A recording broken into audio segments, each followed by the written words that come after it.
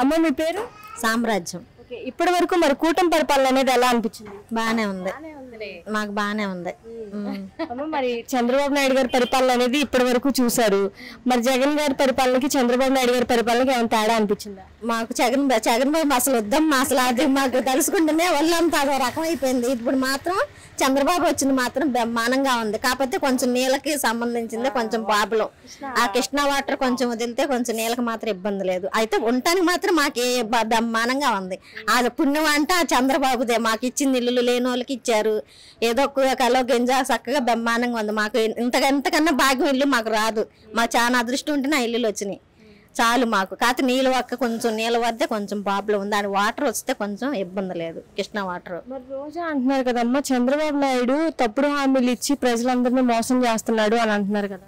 అవన్నీ ఆ మాట్లాడితే తెలిసిందే కదా. ఆమె నోరు ఇప్పిందంటే ఏం మాట్లాడిద్దో తెలీదు. అవన్నీ ఇంకా ఆ మాటల గురించి ఎవరు పట్టించుకోరు. అది అన్నీ ఇంక అంతే అయ్యి. అమ్మ మరి చంద్రబాబు నాయుడు గారు ఇచ్చిన హామీల్లో ఏ ఒక్కరు కూడా నెరవేర్చకుండా అన్ని గాల్లో వదిలేశారు అని అంటున్నారు కదా. లేదండి, అదేం లేదు. పిల్లలకి ఇచ్చారు, ఇగో ఫ్రీ బస్ అని అన్నారు, అది వదులుతారన్నాడు. ఇక ఇంకా కాబట్టి గ్యాస్ బండ్లు కొంతమంది వచ్చినాయి, కొంతమంది రాలేదు. అది కూడా బాగానే ఉంటది.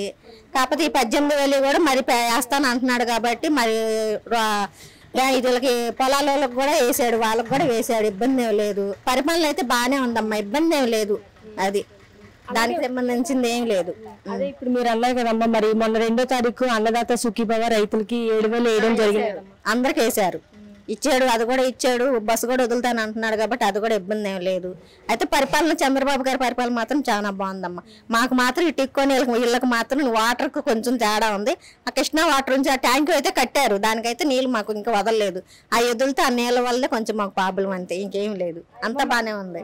జగన్ గారు ఉన్నప్పుడు కంపెనీస్ పరంగా ఏమైనా తీసుకొచ్చారా అంటే ఏం చెప్తారా? ఏం తీసుకురాలేదు. అసలు కంపెనీలు ఏం లేవు. అసలు చాలా మంది ఇక్కడ ఉంటే ఇక్కడ చేసుకున్నారు కదా. మా పిల్లలందరూ జాబులు వెళ్ళి అక్కడక్కడ ఎందుకు సెటిల్ అవుతాం.